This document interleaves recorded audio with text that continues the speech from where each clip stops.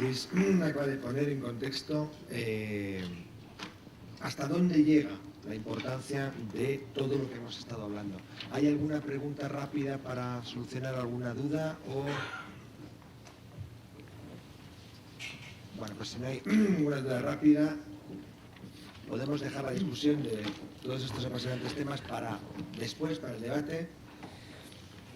Y pasamos a nuestro siguiente invitado, que es Iñasi Labastida. Es físico, es también el líder en España y en Cataluña del proyecto Creative Commons y nos va a explicar un poco, creo, de qué manera se come eso de ser científico y al mismo tiempo estar en la vanguardia de una nueva forma de distribución de conocimiento. Iñasi. Gracias Pepe. La palabra líder tampoco es que me guste mucho, igual responsable sería mejor, pero bueno, quisiera también agradecer, como han dicho antes los ponentes, a la organización de este simposio y de la exposición, que me han invitado a hablar aquí con vosotros. Quisiera empezar por explicarle que no voy a hacer una exposición de Creative Commons, presentar Creative Commons, sino lo que quisiera hacer es un poco explicar por qué creo en Creative Commons, por qué me he sumado al proyecto de Creative Commons y un poco explicar mi experiencia. Yo hasta hace un par de años me dedicaba básicamente a la física, iba a congresos científicos, congresos bastante diferentes de lo que estamos ahora, y la verdad nunca me hubiera imaginado estar aquí con ustedes intentando explicar temas como derechos de autor, propiedad intelectual. Pero bueno, la razón por la que estoy aquí, por la que hace un par de años cambió un poco mi vida, fue una necesidad. Yo estaba en la Universidad de Barcelona, y tuve la necesidad de buscar un sistema para publicar, para compartir y difundir materiales docentes. En la búsqueda de este sistema, pues me topé con la propiedad intelectual, con las famosas leyes de propiedad intelectual. Yo, como ha dicho bien Pepe, estudié física, y mientras estudiaba física, la verdad que ni las leyes ni el derecho ni me interesaban, ni era un tema que me dedicara a leer sobre leyes. Tengo que confesarles que eran temas que para mí eran aburridos, farragosos, pero bueno, ya me dijeron en la universidad que los físicos servimos para todo y que a veces estamos aquí hablando de leyes, hay físicos que están por Europa tratando el tema internacional, pero bueno, los físicos nos encontramos por todas partes. Pues bien, ahora la verdad es que en lugar de leer sobre física estoy más al día de propiedad intelectual. Los artículos de física que me caen sigo haciendo un poco de investigación, pero dedico más tiempo a estos temas de propiedad intelectual. Y a medida que voy leyendo me estoy preocupando sobre cómo se va restringiendo cada día más el acceso a la cultura y el acceso a la información y al conocimiento en general. La semana pasada leí una noticia que ya, no sé, me asusté. Una chica estaba en un museo haciendo un esbozo de un cuadro y se acercó un guardia, y no en España, sino en Estados Unidos, y llegó un guardia y le dijo que no podía hacerlo, que esa obra tenía copyright. Esto ya es llegar al límite. El guardia se extralimitó en sus funciones, pero bueno, hasta aquí podíamos llegar. También no hace mucho leíamos como algunas entidades de gestión iban a campamentos de verano a pedir pagos porque los niños cantaban canciones que estaban bajo un copyright. Bueno, yo no sé si las leyes de protección de la propiedad intelectual se hicieron para esto. Yo creo que no era esta la función de estas leyes. Pero bueno, yo creo que actualmente quien defiende estas leyes, la defensa de estas leyes, son aquellos que quieren controlar el acceso a la cultura, los que quieren controlar la información y el conocimiento. Si los objetivos con los cuales se usan estas leyes han cambiado, quizás tendríamos que empezar a preguntarnos por qué no cambiamos las leyes, por qué no las adaptamos a la situación actual. Si ahora las necesidades de los creadores son otras, ¿por qué no hacemos evolucionar las leyes? Podríamos hacer evolucionar las leyes por necesidad o por sentido común. En el libro de Free Culture, de Lawrence Lessig, que el Grupo Elástico hizo una traducción al castellano, que tenéis disponible en la red, se explica al principio un caso muy curioso, el caso de los Cosby. Los Cosby eran unos campesinos americanos que presentaron una demanda contra el gobierno de Estados Unidos. Se amparaban en una ley que mantenía que la propiedad de la tierra se extendía hasta los cielos. Esta reclamación se hizo en 1945 y reclamaron al gobierno por las muertes de sus pollos debido a los aviones militares. Los aviones pasaban, mataban todos los pollos, vieron la ley y la ley, pues el cielo era suyo también. Bien, el caso llegó hasta el Tribunal Supremo de los Estados Unidos y en este caso el juez dictó una sentencia que es bastante clarificadora. Decía la sentencia: la doctrina antigua no tiene lugar en el mundo moderno. Si el aire no fuera público, cualquier vuelo transcontinental estaría sometido a innumerables demandas por allanamiento. El sentido común se revela ante esta idea. Así pues, yo creo que lo que tenemos que hacer es que las leyes se adapten al mundo moderno. Hay que evolucionar. Y lo que me gustaría ahora es explicar un poco cómo un físico, como decía antes Pepe, evoluciona. Cómo un físico que estaba metido en temas de física, básicamente en temas de óptica, ha llegado hasta aquí y ha llegado al convencimiento de que hay que cambiar la situación actual, de que no podemos seguir con estas leyes de propiedad intelectual, no podemos seguir con estos sistemas actuales.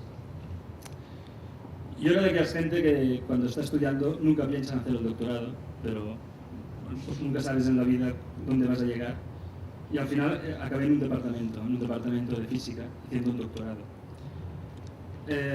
Cuando te enseñan física, o al menos cuando me enseñaban física en la universidad, básicamente lo que aprendes son muchas matemáticas.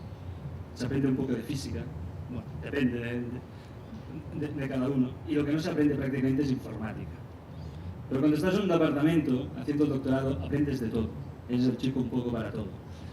Y las necesidades del departamento, pues si hay que instalar, se instala un ordenador, si hay que trabajar con informática, se hace lo que sea. Pues bien, yo estaba en el departamento y de esta manera empezó mi relación con el software libre. De allí me llevó posteriormente a la propiedad intelectual. Yo programaba en GCC, escribía en LaTeX, pero lo hacía todo en un entorno, el famoso entorno Windows 3.11. Pero un día me llegó un profesor y me dijo: ¿por qué utilizas estos programas en este entorno? Tendrías que pasarte a una palabra que la verdad me asustaba: Linux. Linux era una palabra misteriosa. Me dijeron que era un sistema operativo, pero a mí me parecía que estaba al alcance de muy poquitos. Y además, mi pregunta era: ¿existía alguna alternativa a Windows? Sabía que como las megas, de haber las haylas, pero yo podría entrar en un mundo así oscuro. Pero bueno, perdí el miedo que antes hablaba otro ponente. ¿Por qué no? ¿Por qué no probar esto de una distribución llamada Slackware? Bueno, estábamos en una versión 3.1, diría yo, y era una instalación que no fue fácil. Era una instalación farragosa, preguntas inacabables, y yo la verdad no entendía las preguntas. Tenía una lista de respuestas: aquí sí, aquí no, aquí también. La verdad, profesaba un acto de fe. Y cuando ya parecía que todo estaba listo, de repente no, compilar kernel, configurar entorno gráfico y de hecho cruzar los dedos para que todo más o menos funcionara y que todos los periféricos estuvieran instalados. Posteriormente, a lo largo de los años, seguí instalando, seguí compilando, seguí actualizando programas y retocando código. Y de hecho, pues no sé, fue una manera de aprender informática. Yo no sabía ni quién era Richard Stallman, ni sabía qué era el GNU, ni de hecho me había preocupado nunca sobre todo el movimiento del software libre. Pero de repente tuve otra necesidad. Yo estaba escribiendo en LaTeX y necesitaba un diccionario en catalán. Había un programa que funcionaba muy bien que se llamaba Spell. El programa Spell es un corrector, pero no había el paquete en catalán. Así pues, con esa necesidad me planteé crear ese programa. Y la verdad, sin que me lo hubiera planteado, fue mi primer contacto con los derechos de autor, como explicaré posterior. Yo hice los ficheros, hice el programa, hice el diccionario de hecho, mucha gente en Barcelona me conoce porque hay una página de software libre, de Softcatalà, en la cual todavía dicen, ¿tú eres aquel del ISPEL? Digo, sí, soy yo, el mismo.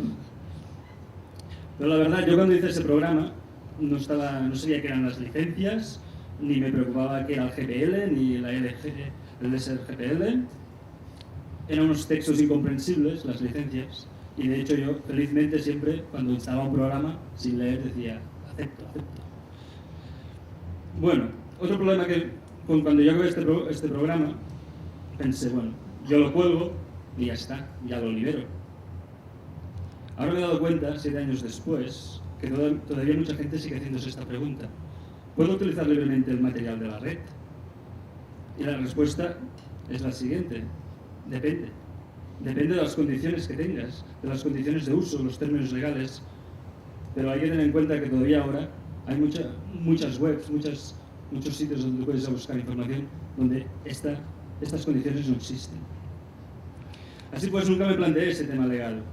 Hasta que un día, esa misma gente de Softcatalà quisieron utilizar los ficheros para incorporarlos a un corrector evolucionado, el MySpell, que posteriormente se utilizó en otros programas como por ejemplo el OpenOffice.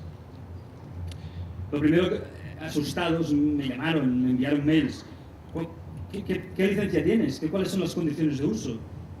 Y la respuesta mía era, ni idea, y yo qué sé, las que queráis, poned lo que os parezca. Así que pusieron lo mejor que les pareció, dominio público. De hecho, aquello era mi obra, mi creación, pero yo había llegado allí gracias a lo que había aprendido, a lo que había leído y, ¿por qué no?, a lo que había copiado. Si yo me había beneficiado de otros, ¿cómo podía impedir que otros se beneficiaran de mí? La verdad es que me parecía absurdo.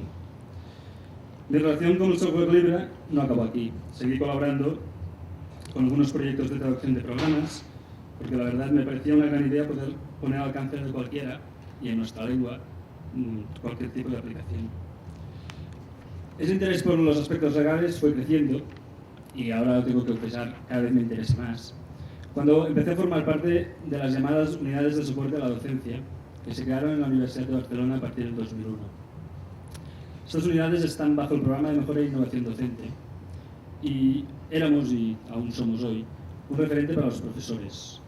Es el lugar donde los profesores pueden preguntar y intentar hallar respuestas sobre cualquier tema que les afecte de la docencia. Una de las preguntas recurrentes era y sigue siendo cómo se debe utilizar legalmente los materiales en la red. Y de allí también deriva la pregunta estrella. ¿Cómo podemos publicar nuestros materiales para compartirlos, pero sin perder la autoría? Y así fue como me topé con Creative Commons. Y supongo que este encuentro fue una de las razones por las que estoy aquí. Nosotros intentábamos desde la universidad buscar qué tipo de sistema o qué tipo de licencias podíamos utilizar. Hace unos años, el Massachusetts Institute of Technology hizo un anuncio. Iba a liberar todo su material docente a través de la red. Pues bien, nos pareció que ese podíamos seguir su ejemplo. Fuimos a ver la plataforma, el OpenCourseware, y cuando en la página inicial del OpenCourseware, en la parte inferior, hay un enlace que dice términos legales. Pues allí es cuando me encontré con Creative Commons. Parecía una licencia clara, 3 capas de lectura, una inicial con frases cortas y concisas, donde se indicaba claramente qué se puede hacer y qué no, y además adornado de unos símbolos fáciles de entender. Después había un enlace a un texto un poco ya más misterioso, lleno de cláusulas que de hecho no podía comprender totalmente con los conocimientos que tenía. Finalmente, en el código de la página también había metadatos referentes a la licencia. Pues bien, decidimos estudiar qué era eso de Creative Commons y si una universidad como la nuestra tendría que utilizar una licencia parecida. Creative Commons es una corporación americana sin ánimo de lucro que nació en el año 2001, con el objetivo de promover mecanismos legales y técnicos para facilitar el acceso a la cultura, para eliminar barreras innecesarias, barreras que dificultan la creación y la difusión, así como el hecho de compartir. Sus impulsores fueron, entre otros, Lawrence Lessig, James Boyle, Eric Eldred o Hal Halverson. Creative Commons aboga por un uso racional de los derechos de autor. no hay que cerrarse al estricto copyright proteccionista ni ir a la anarquía absoluta. A finales de 2002, basándose en el modelo de licencias de software libre, surgió el proyecto de las licencias, con el cual se ofrecía gratuitamente una serie de textos legales a los creadores para que pudieran ceder fácilmente algunos de los derechos de sus obras. Este ha sido hasta ahora el proyecto estrella de Creative Commons. Fue el inicio de la evolución desde el todos los derechos reservados a algunos derechos reservados. El proyecto de la universidad nos pareció formidable y creímos que la universidad debía poner a disposición del público los materiales docentes que íbamos generando. A la gente de Creative Commons también les pareció muy bien. Así pues, hicimos extensiva la iniciativa del MIT a la Universidad de Barcelona. Pero Creative Commons nos dijo y nos pidió que, además, la Universidad de Barcelona liderara el proyecto, o se responsabilizara, como había dicho antes, de Creative Commons en España. ¿Y qué significaba esto, el proyecto Creative Commons España? Pues al principio fue el hecho de adaptar las licencias a la jurisdicción española. Las licencias iniciales de Creative Commons son los textos legales basados en la jurisdicción americana. El Creative Commons lo que pretendía es internacionalizar los textos. No es solo una traducción, sino que es una transposición, una adaptación a las leyes de cada país. En aquel entonces, y esto ya hace un año, bueno, más de un año y medio, el proyecto se había iniciado, se llamaba eCommons, y empezaron Brasil, Finlandia y Japón. Aceptamos la propuesta y con la ayuda de la asesoría jurídica elaboramos el primer borrador de las licencias. Una licencia llamada reconocimiento, no comercial y compartir por igual. Paralelamente, la Universidad de Barcelona elaboró un par de licencias, siguiendo el modelo del MIT, que son las que actualmente cualquier profesor puede publicar material a través del portal de la universidad, del portal de publicaciones. Volviendo al borrador de la licencia que habíamos elaborado, en febrero, hará un año prácticamente, que se colgó en una web para que fuera discutido por una lista de libre acceso a la cual se podía apuntar cualquiera. De hecho, se apuntó abogados, periodistas, informáticos, artistas, y debo desde aquí agradecer, y seguiré agradeciendo siempre, todo su apoyo, sus sugerencias y su trabajo para poder elaborar los textos definitivos a la legislación española. Unas licencias actuales que se hallan disponibles en la web de Creative Commons desde el 1 de octubre, que fue el día que lanzamos publicamos las licencias y hicimos un acto en Barcelona de presentación. Durante este último año, 2004, el proyecto de internacionalización se ha consolidado y se ha extendido a diferentes países, entre ellos Alemania, Austria, Bélgica, Brasil, Canadá, España, Finlandia, Francia, Holanda, Italia, Japón, Reino Unido y Taiwán. Están por venir Croacia, Suecia, entre otros. Pero los proyectos sobre las licencias, los proyectos de Creative Commons no acaban aquí. Hay textos específicos para, por ejemplo, facilitar la creación musical o audiovisual, como por ejemplo las licencias de sampling, que fueron utilizadas para editar un CD de música, un CD de música que se distribuyó libremente con la revista Wired, y en el que participaron, entre otros, David Byrne, Gilberto Gil o los Beastie Boys. Creative Commons también ofrece posibilidades de acogerse a otras leyes, como por ejemplo la ley de copyright de los fundadores de los Estados Unidos, una ley que se instauró en 1790 y que otorga los derechos de autor por un periodo de 14 años, con la posibilidad de renovación por un periodo igual. Pero además, si uno lo que desea es ceder todos los derechos, puede donar su obra al dominio público e indicarlo mediante ningún derecho reservado. La filosofía que hay detrás de todos estos proyectos de licencias es el de facilitar el acceso a la cultura y supone un cambio en el mercado de distribución de contenidos digitales. Ya no son necesarios los intermediarios, porque se ceden a priori algunos derechos, sin tener que pedirlos. Y en definitiva, se facilita la difusión de las obras y el hecho de poder compartirlas con un número mayor de personas. Pero también hay que dejar claro que estos textos legales no son la panacea, ya que siempre habrá quien se salte las reglas del juego. Las obras ofrecidas bajo estas licencias también se utilizan incorrectamente y se infringen las condiciones de uso, como hemos visto recientemente. Pero este nuevo marco plantea problemas a la industria clásica de distribución de contenidos y reclama un cambio de mentalidad. Hay que buscar nuevos modelos de negocio y hay que ser creativo una vez más. Como he dicho antes, Creative Commons es más que un proyecto de licencias. Así pues, lo que también queremos hacer es fomentar, explicar y que se utilicen estas licencias.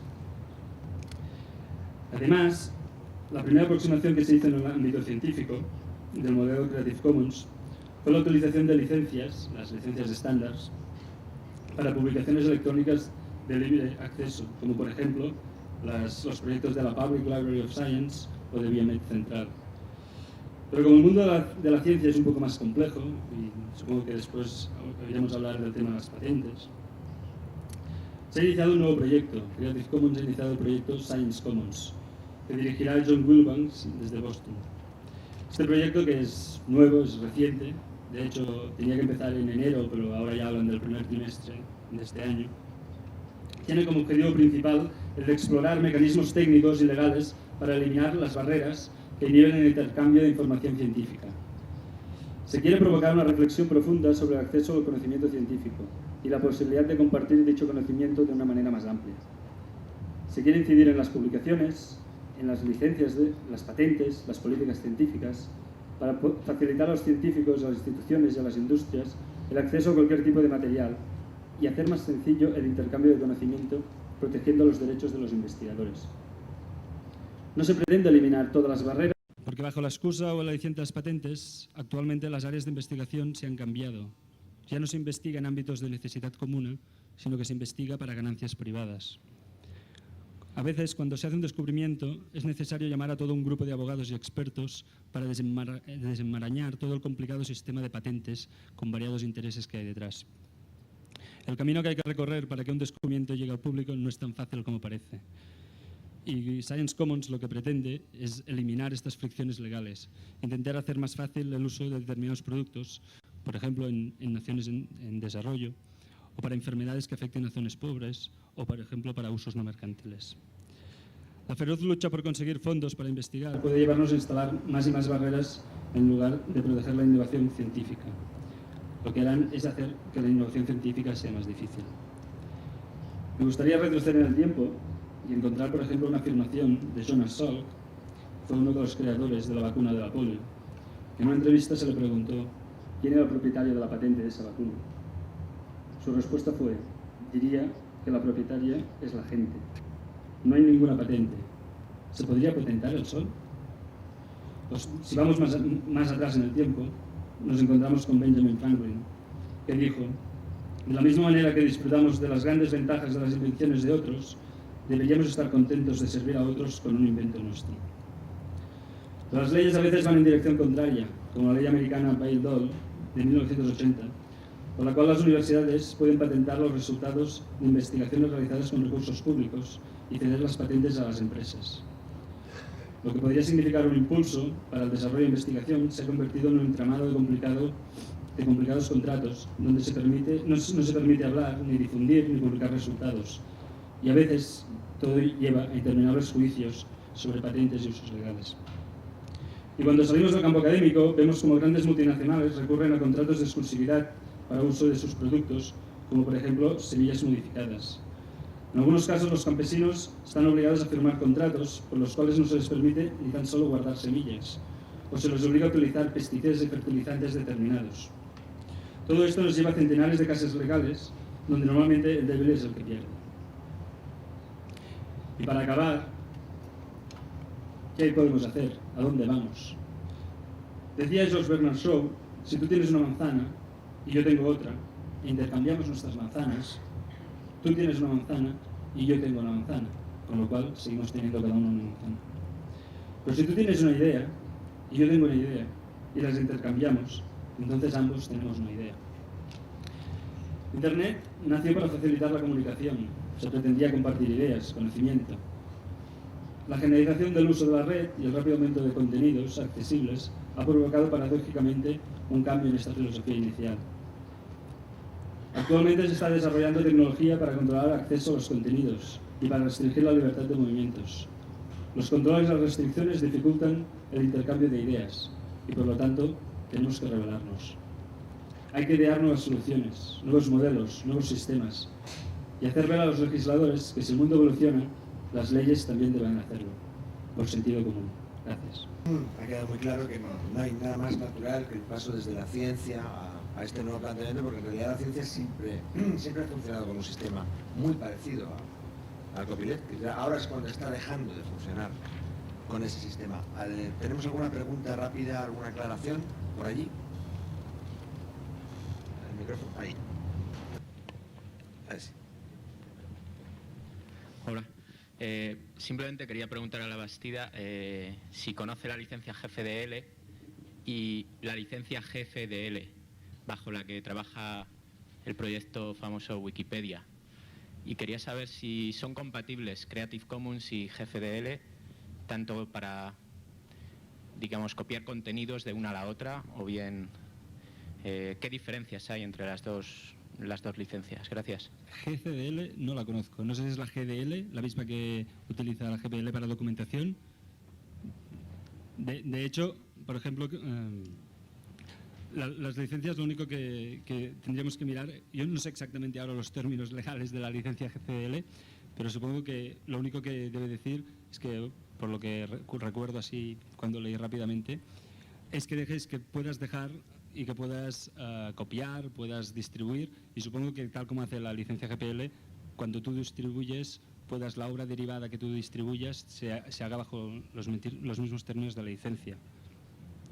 Por ejemplo, en el tema del software, Creative Commons aconseja que se siga utilizando la licencia GPL o la licencia LGPL.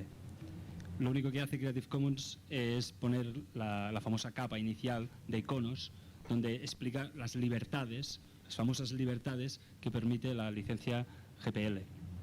Y el enlace al texto legal va directamente al texto de la GPL. No sé si con esto te respondo o... La compatibilidad entre las dos licencias. O sea, hay que aclarar que la licencia de Creative Commons, porque a veces, hoy traía conmigo, por ejemplo, un catálogo de un profesor de pintura, donde, si vamos detrás a ver el copyright, dice, las fotografías de la obra están bajo licencia Creative Commons. No existe una licencia Creative Commons. Hay que ver cuál de las licencias Creative Commons utilizas.